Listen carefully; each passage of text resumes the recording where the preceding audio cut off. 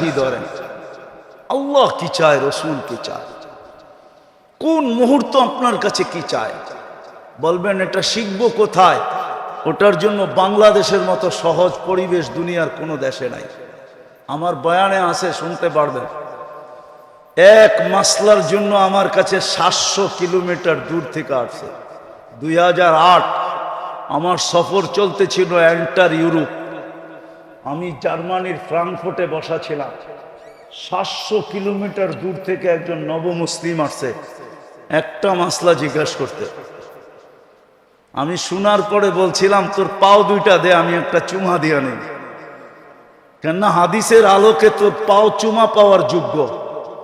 তুই যত জায়গা দিয়ে আসছ, সমস্ত জায়গার তরু লতা গাছপালা মাটির কণা পর্যন্ত তোর জন্য ইস্তেগফারের দোয়া, মাগফিরাতের দোয়া করতে। তুই দে আগে পাও দুইটা চুমা দে। মাসলাটা ছিল, আমি নবমুসলিম, আমার মা বাবা মুসলমান না। ইসলাম, আল্লাহ, রসুল, কোরআন, হাদিস আমার অমুসলিম মা বাবার সাথে কেমন ব্যবহার শিখায়, আমি কেমন ব্যবহার করব। কিন্তু আমি বাংলাদেশে বুড়া হয়ে গেলাম, আজ পর্যন্ত কোন যুবক আমাকে এসে জিজ্ঞাসা করে না যে আমার মা বাবার সাথে আমি কেমন ব্যবহার করব। আপনারা কোনোদিন জিজ্ঞেস করছেন?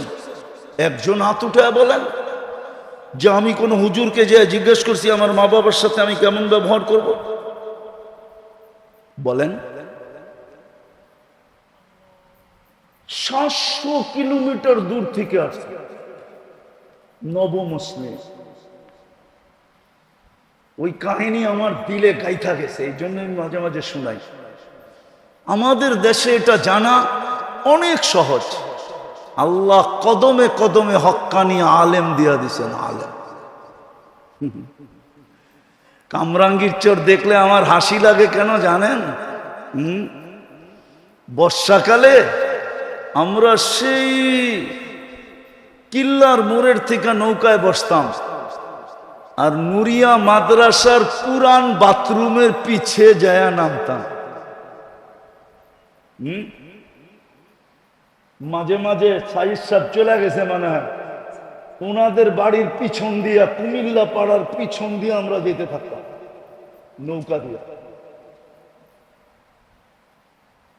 এক নুরিয়া মাদ্রাসা ছিল।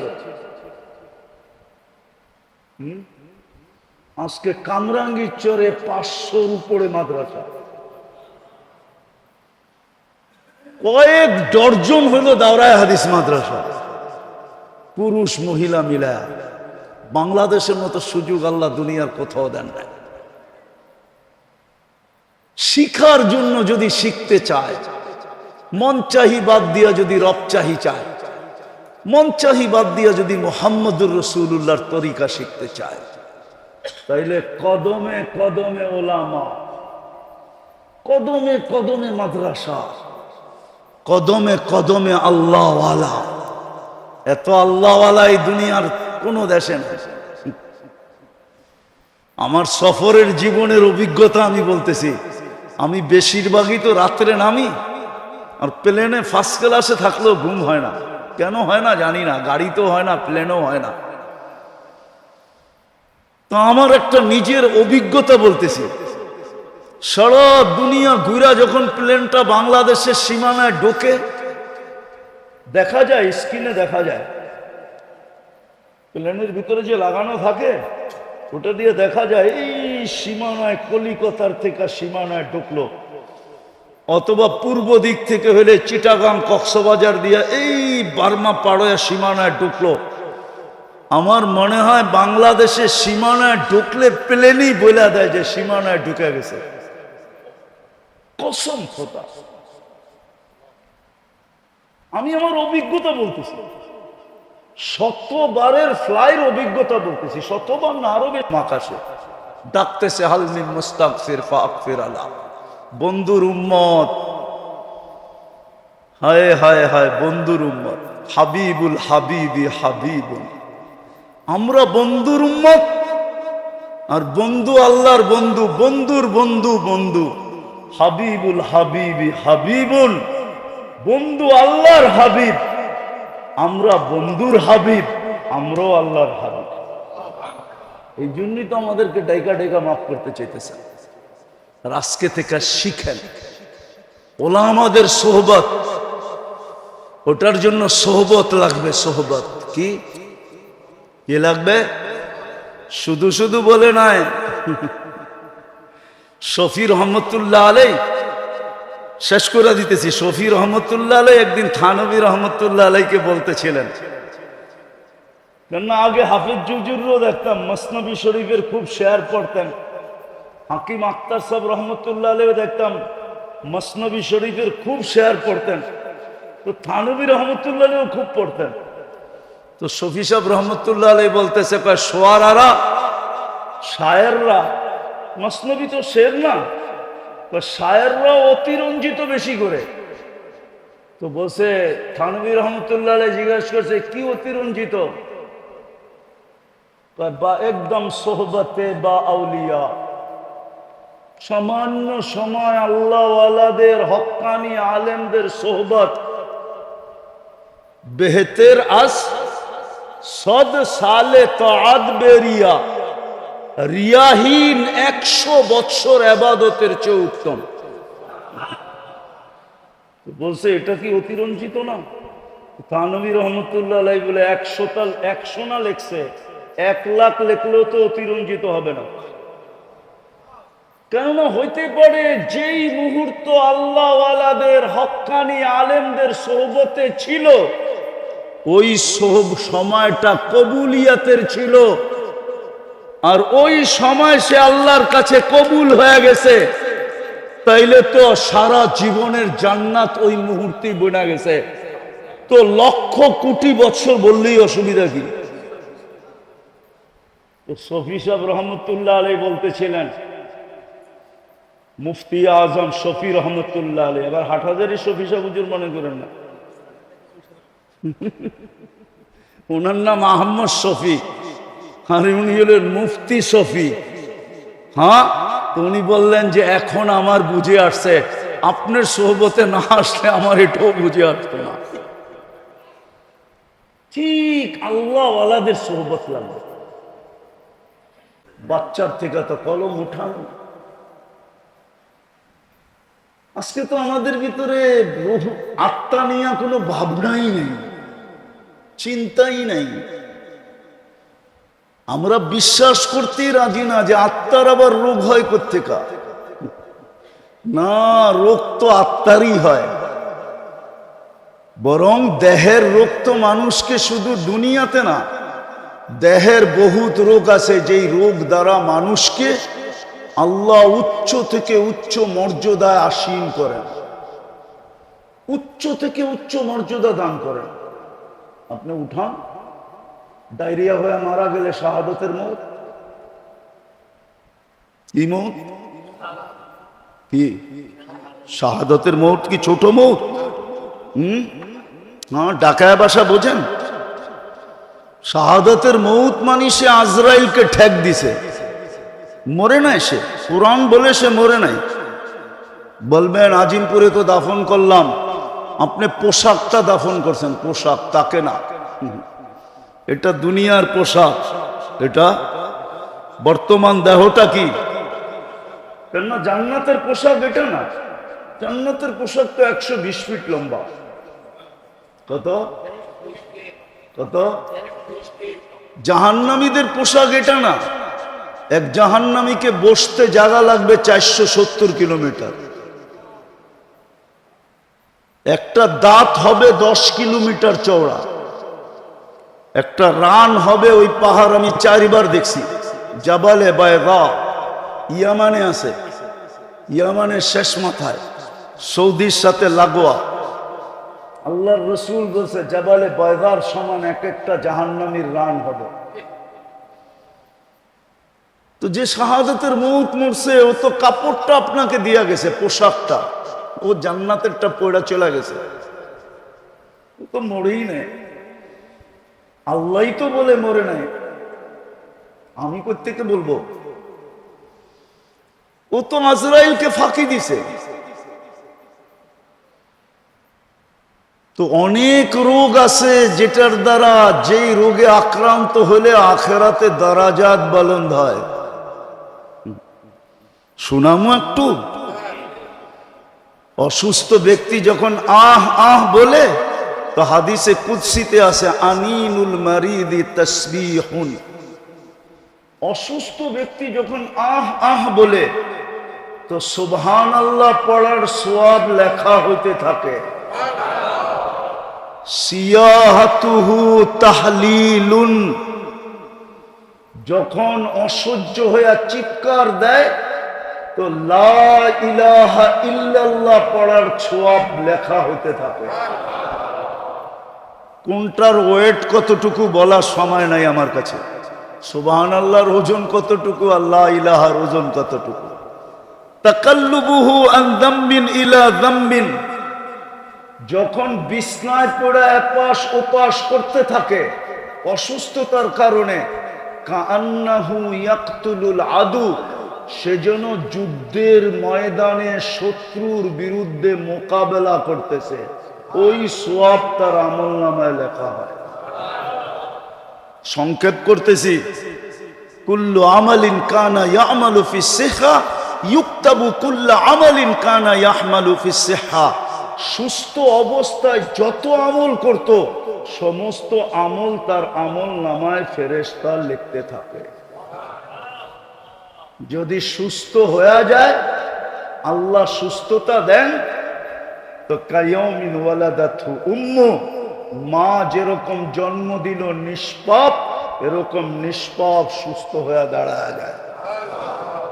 আর যদি দুনিয়ার থেকে চলেই গেল তা আল্লাহ বলে তোকে নিষ্পাপ বানায়া আমি দুনিয়ার থেকে উঠায় নি। শারীরিক রোগ তো মানুষকে এতটুকু উপকার করে, কিন্তু আত্মার রোগ না। আত্মার রোগ মানুষকে ডুবায় দেয়, দুনিয়া তো ডুবায় দেয়, আখেরাত তো ডুবায় দেয়। দুনিয়ায়ও তার দ্বারা হাজারো মানুষ অতিষ্ঠ হয়, লক্ষ কোটি মানুষ অতিষ্ঠ হয়। আমার সমাজে যা কিছু দেখতেছেন, চুরি ডাকাতি, রাহজানি ছিনতাই, মাদক সাধক, দুর্নীতি সুরনীতি, জুলুম জবর, যা কিছু দেখতেছেন আমার সমাজে সব আত্মার রোগের কারণে, শরীরের রোগের কারণে, সব আত্মার রোগে। হ্যাঁ, এই জন্যই তো আল্লাহর রাসূল বলছেন একদিন আসবে হাওয়া ফিহি কাইদুল ইলমি, আমার উম্মত বিদ্বান হবে কিন্তু বিদ্যার আলোকে চলবে না, ও বিদ্যাকে স্বার্থ সিদ্ধির জন্য ব্যবহার করবে। তখন কি হবে? আল্লাহর রাসূল বলেছে কুবিলাতির রাশা, তখন ঘুষ রীতিতে নীতিতে রূপান্তরিত হবে। যদিও গ্রাজুয়েটে পাশ হবে না, অ্যাসেম্বলিতে পাশ হবে না ঘুষ, কিন্তু পাশ হইলে যতটুকু না হইতো এর চেয়ে বেশি ঘুষের ব্যাপকতা হবে। ঘুষ নাই কোন সেক্টরে, নাই কোথায়? ঘুষ ছাড়া কিছু আছে? হ্যাঁ, আত্মার রোগ। বলছে তারপরে কি হবে? বলছে উমিতাতিস সালাহ, তারপরে তোমরা বেয়াদব হয়ে যাবে। আমি তো বলি বেয়াদব, এই হাদিসের তর্জমা করতেছি আমি বেয়াদব। আল্লাহ ডাকলো তারপরও আসলো না, ওর চেয়ে বড় বেয়াদবকে? মালিক ডাকলো আসলো না, তাইলে কি ও আদবালা নাকি? কি ও তো হলো বিশ্ব বেয়াদব। সৃষ্টির ভিতরে সবচেয়ে বড় বেয়াদব উমিতাতিস সালাহ, যখন নামাজ ছেড়া দেয়। আত্মার রোগেই সবকিছু হয়, শরীরের রোগ মানুষকে বেশি ক্ষতি করে না, এটা বেশি দূর পর্যন্ত গড়ায় না। যদিও বলে করুণা সবার বাতের ভিতরে ছড়ায়া যাবে, হতে পারে, কিন্তু আমি এটা বিশ্বাস করি না। যদি হইতো এরকমই, তাহলে সারা দুনিয়ায় 2020-এ বাংলাদেশে বলছিল সবচেয়ে বেশি বিপর্যয় হবে বাংলাদেশে, কোথায়? ঠিক না? আর সবচেয়ে বেশি কম বিপর্যয় হয়েছে বাংলাদেশে, ঠিক না? ঠিক না? হ্যাঁ, দুনিয়ার সার্ভে যে সবচেয়ে বেশি মাস্ক বিক্রি হয়েছে কম বাংলাদেশে। কেননা একটা দিয়ে তো 3 বছর চালাইছে, যদিও ওয়ান টাইম। একটা দিয়ে কয় বছর? কি কয় বছর? হ্যাঁ, মাঝে মাঝে মাস্কও ওর কাছে পানা ছিল। আর কত? আমি তো ওয়ান টাইমের, তুই তো 3 বছর কাটায় দিলি, এইবার ফালা। ও বলে আবার যদি ঘুরে আসে তাহলে আবার ব্যবহার করবো তোকে। এরকম বাঙালি, ঠিক না? 1 নম্বরে WHO তে বাংলাদেশের নাম। যান আপনি নেটে যে সার্চ দেন, করোনা প্রতিরোধ করার ভিতরে কোন দেশ 1 নম্বরে, প্রথম নামটা পাবেন বাংলাদেশ। আল্লাহ এই দেশে বিপর্যয় দেয় না। এটারও একটা কারণ আছে, আপনারা মানবেন কি মানবেন না জানি না। আমি দুনিয়া খুইয়া কারণ বাহির করছি। আল্লাহ আমাকে দুনিয়া অনেক দেখাইছে, এত দুনিয়া দেখাইছে যে আমি আল্লাহ শুকরিয়া আদায় করে শেষ করতে পারবো না। আল্লাহ আমাকে এত দুনিয়া দেখাইছে, এত মাকামাত দেখাইছে। কোরআনে যত মাকামাত আছে আল্লাহ আমাকে দেখাইছে। যত নবীদের চিহ্নিত কবর আছে আল্লাহ আমাকে দেখাইছে। 1.25 লক্ষ সাহাবাদের ভিতর থেকে 2-1000 বা 4000 বাদ হইতে পারে, বাকি সব আমাকে দেখাইছে। বড় বড় আল্লাহওয়ালাদের মাকাম দেখছি, আমি জায়গা দেখছি, আল্লাহ আমাকে দেখাইছে। বিদায় আমি ঘুরা বলতেছি বাংলাদেশ বিপর্যয় হয় না, কারণ আছে। কেননা বাংলাদেশের মতো 40,000 হেফজোখানা দুনিয়ার এত ছোট দেশে কোথাও নাই। আর হেফজোখানার নিয়ম হইল ওরা সকাল সুবে সাদেক হওয়ার 1 ঘন্টা আগে ওঠে। আর ওরা উঠাই সর্বপ্রথম লাশ সবুজের পরিধিটাকে আধ্যাত্মিক চাদর দিয়া ঢাইকা দেয়, আধ্যাত্মিক সুরক্ষার চাদর দিয়া এই লাল সবুজের পরিধিটাকে প্যাক করে দেয়। তারপরে ওরা আল্লাহর কালাম পড়তে বসে। যার কারণে এই দেশে কোনো বিপর্যয় হয় নাই। আর আমার বিশ্বাস যতদিন পর্যন্ত এই হেফজোখানাগুলা দাঁড়ায় থাকবে, টিকা থাকবে, চলমান থাকবে, এই জমিনে কোনোদিন বিপর্যয় হবে না। এই জমিনের মতো মসজিদ কোনো জমিনে নাই, এত ঘন ঘন, এত কদমে কদমে। এই জমিনের মতো এরকম দাড়ি টুপি দুনিয়ার কোথাও নাই। এই জমিনের মতো আলেম ওলামার দুনিয়ার কোথাও নাই।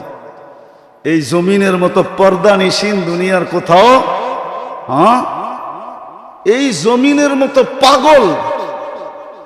আপনি গরিব বলতেছি, আবার রাগ হয়ে যায় না। 11:15 বাজতে চলছে, এরকম পাগল হয়ে বয়ে রয়েছে এরকম মানুষ দুনিয়ার কোনো দেশে নাই। এই জন্যই পাগল বললাম। রাগ হয়ে গেলেন? আল্লাহ আল্লাহর রসুলের পাগল এরকম দুনিয়ার কোনো দেশে নেই। আমি ঘুরা বলতেছি, ঘুরা। 7 মহাদেশ আমার দেখা শেষ, আলহামদুলিল্লাহ। বছরে 2-4 বার আসে, এরকম অহংকার করে বলতেছি না যে আমি 2 বেলার খানা 2 মহাদেশে খাই। আবার কখনো 3 বেলাই 3 মহাদেশে খাই। সকালে নাস্তা 1 মহাদেশে, তো দুপুরে আরেক মহাদেশে, রাত্রে যায় দেখা যায় আরেক মহাদেশে। এই জন্য আমি আমার দেশ নিয়ে খুব গৌরব করি।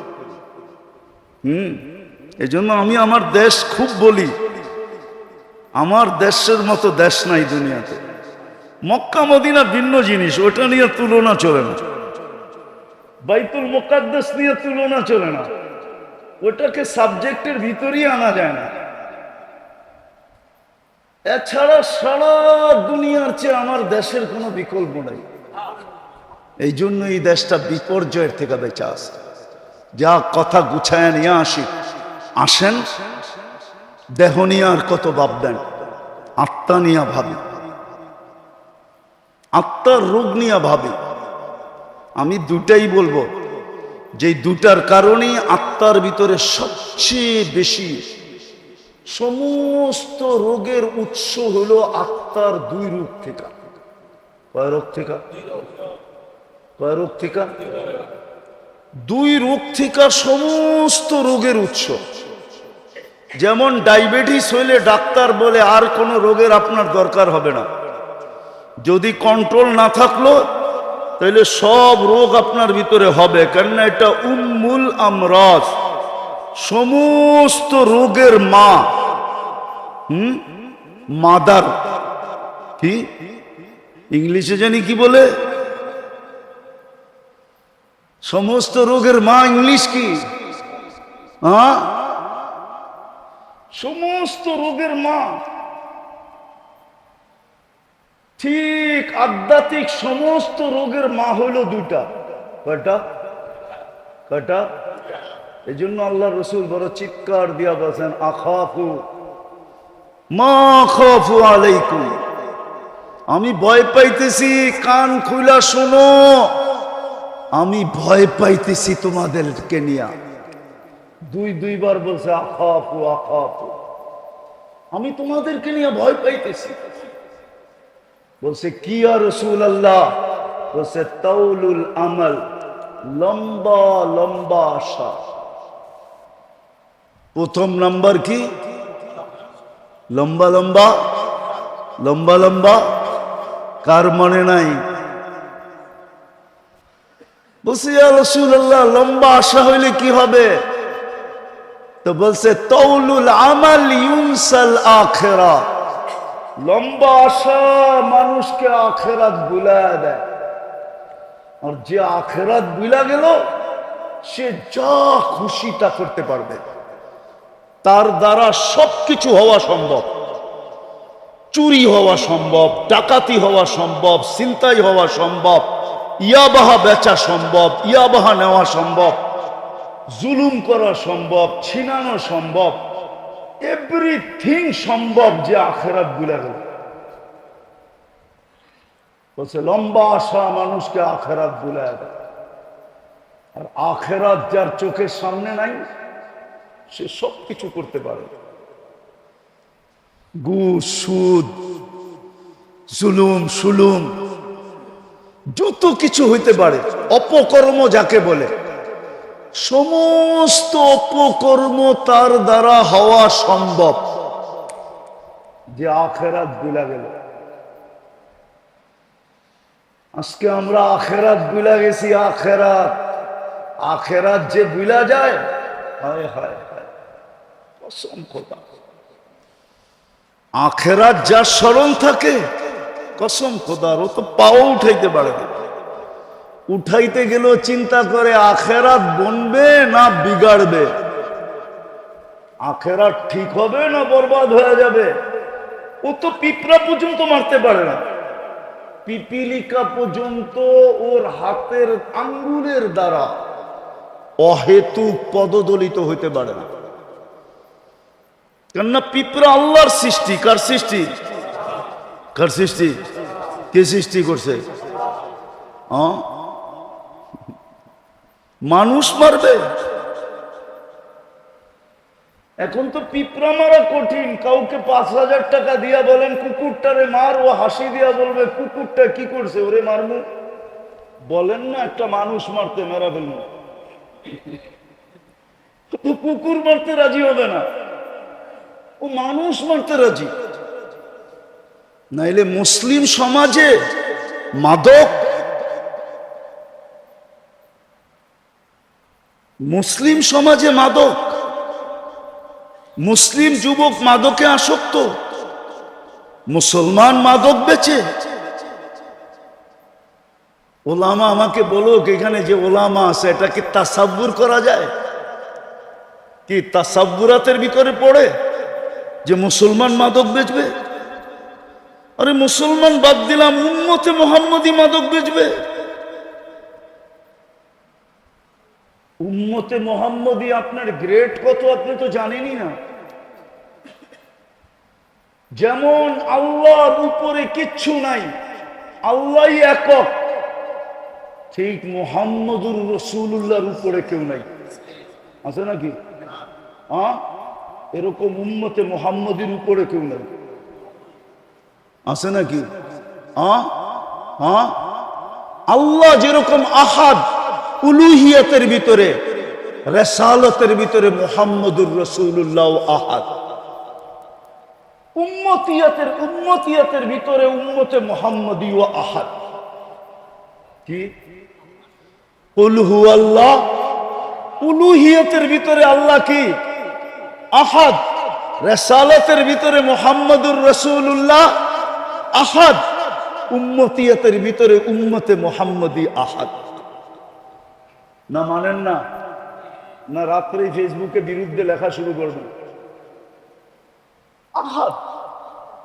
ওই উম্মত মাদক বেচে কি? মাদক কি বাংলাদেশে মুসলমান বেচে না? ওই উম্মত মাদক বেচে। ওই উম্মত বাড়ি জমিন ছিনায়। হায় হায় হায়। সর্বপ্রথম রোগ হইল তাউলুল আমাল, যেটার ফলাফল দাঁড়ায় আখিরাত ভুলা যায়। দ্বিতীয় রোগ হইল ইত্তেবাউল হাওয়া, মন চাহি জীবন। আমি শেষ জায়গায় চলে আসছি। মন চাহি জীবন, রব চাহি না, মন চাহি জীবন। কোরআন হাদিসের আলোকে জীবন না, মন চাহি জীবন। ইত্তেবাউল হাওয়া বলছে মন চাহি জীবন কি হবে? আফারাইতাখাযা মান ইত্তাখাযা ইলাহাহু হাওয়া। মন চাহি জীবনে কি ক্ষতি হবে? আওয়াজ কমান। মন চাহি জীবনে কি ক্ষতি হবে? আল্লাহর রাসূল বলছে মন চাহি জীবন, হকের মাঝে তোমার মাঝে পর্দা পড়া যাবে, তুমি হক চিনবে না। বিদ্যা থাকবে কিন্তু তোমার ভিতর থেকে ওই পার্স বিনষ্ট হয়ে যাবে, যেই পার্স থাকলে হক চিনে। মানুক আর না মানুক চিনে, মানুক আর না মানুক, মানুক আর না মানুক চিনে। আমার মনে আছে কোনো এক সময়, ভাই ছোলো করো ছোলো, আমার মনে আছে আমি একবার বয়ান করতেছিলাম জজদের ভিতরে। বাংলাদেশের 850 জজ আছে, রমজানে ওদের একটা ইফতার পার্টি হয়। তো কোনো এক সময় আমাকে ইনভাইট করছিলেন, আমি জজদেরকে বলতেছিলাম 850, এখন একটু বেশি হবে, 900 950 মতো। ওই সময় যে মন্ত্রী ছিল ওনার নামও আমি জানি, উনি আমার পাশে বসা ছিল। তো বলতেছিল আসরের পরে ইফতার কাছাকাছি আমি বয়ান করতে গেলে হুজুরের বয়ান করা হবে না। তা আমি বয়ান করলাম না, আজকে হুজুরের বয়ানই শুনি। তা আমি বলতেছিলাম শোনেন, আমি জানি আপনারা যেখানে বসে আছেন আমার মতো দাড়ি টুপি নিতে পারবেন না, জুব্বা সুব্বা পাগড়ি সাগড়ি পড়তে পারবেন না, আমার বেশভূষা অবলম্বন করতে পারবেন না। কেন আপনারা যে চারটায় বসা আছে বলছিল আসা আইয়ান ফানা ও নাত্তাখিদাহু আলাদা, আমাদেরকে উপকার করবে। কেননা তুই তো আজ পর্যন্ত একটা বাচ্চা আমার কোলে দিতে পারস না, তুই তো পুরুষই না। যাও একটা আল্লাহ পাঠাইছে, চল, দুনিয়া তো জানে না এটা কার, আমাগো বইলেই ঘোষণা দিয়া দিমু। তো ফেরাউনের কোলে যখন দিতেছিল আর বলতেছিল আসা আইয়ান ফানা ও নাত্তাখিদাহু আলাদা, আমাদেরকে উপকার দিবে, আমরা সন্তান বানায় নিব।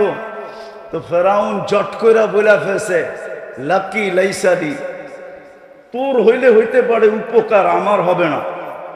তা আল্লাহর রাসূল বলছিল লাউ আকাররা লাহাদাহুল্লাহ, যদি ও ওই মুহূর্তে ইকরার করত, স্বীকারোক্তি দিত, আল্লাহ ওকেও হেদায়েত দিত।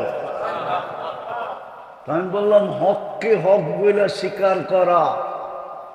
তো বলতেছে হুজুর এটা তো সহজ। হক দ্বিতীয় হইল হককে কখনো ক্রিটিসাইজ না করা। আমার সমাজে দেখেন টকশোতে, কয়েকদিন আগেই শুনতেছিলাম একজনে টকশোতে বলতেছে মাদ্রাসাগুলা বলে গরিব বানানোর কারখানা। কি এত আস্তে নাউজুবিল্লাহ বললেন? আপনারও দেখা যায় ওর দলের, ঠিক না? মাদ্রাসাগুলো হলো গরিব বানানোর কি কি কি আবার ও বলে সুশীল কি। তবে আমি আবার ওটার একটু সুশীল বলে না, আমি ওটারে আবার এটি মোটিফাই করছি, কেন আমরা ছোটবেলায় শুনছিলাম শীল কি। আমাদের দেশে একটা জাতি ছিল শীল কি, চিনেন শীল কি? কি যে চিনেন চিনেন, যে চিনেন না ওরে আর চিনান দরকার নেই। তো সুশীল, এটা সুশীল না, এটা হলো সুশীল, শিক্ষিত শীল। মাদ্রাসায় বলে গরিব বানানোর কারখানা। দেখেন না এক একজন হুজুর করে নিয়ে কিভাবে ব্যঙ্গ করে, অথচ নিজে বিরাট বিরাট শিক্ষিত। ওই যে মনচাহি জীবন, ইত্তেবাউল হাওয়া, মনচাহি জীবন মানুষকে তার মাঝে আর হকের মাঝে পর্দা ডাইলা দেয়। শিক্ষা দীক্ষা সবকিছু থাকা সত্ত্বেও, যুক্তি তর্ক বুঝা সত্ত্বেও হককে মানে না। হক মানার ক্ষমতা তার ভিতর থেকে বিলুপ্ত হয়ে যায়।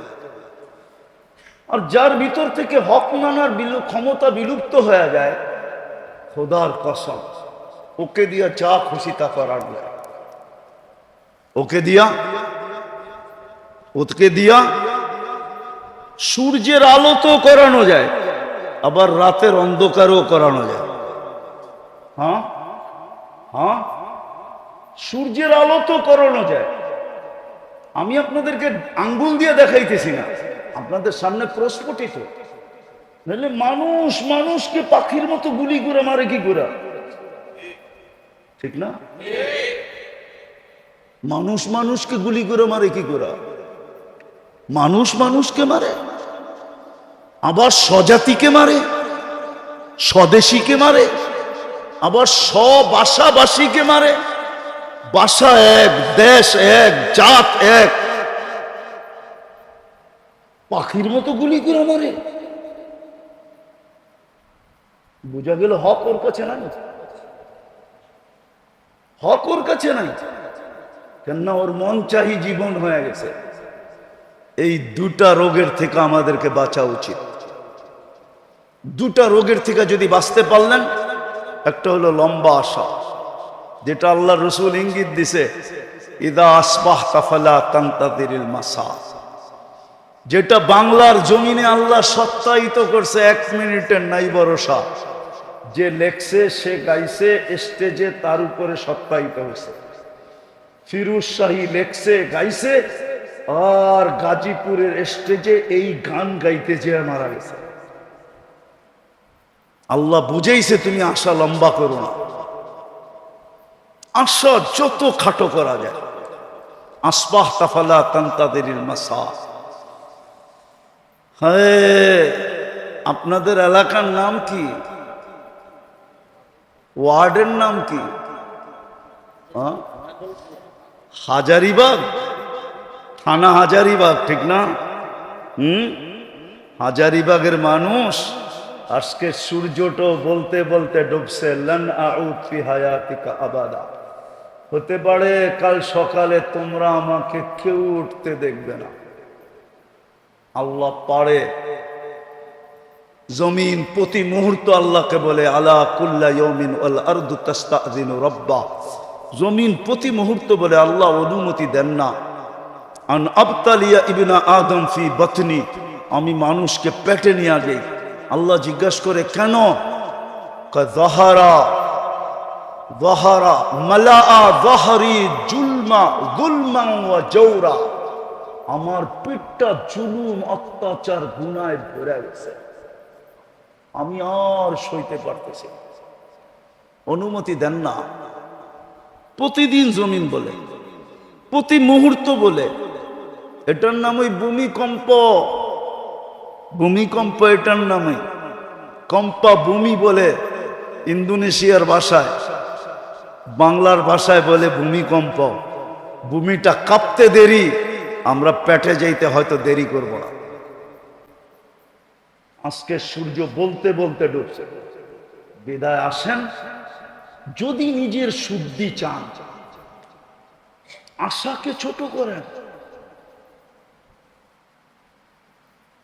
মন চাহি ছাড়েন, আল্লাহ চাহি ধরেন, রসুল চাহি।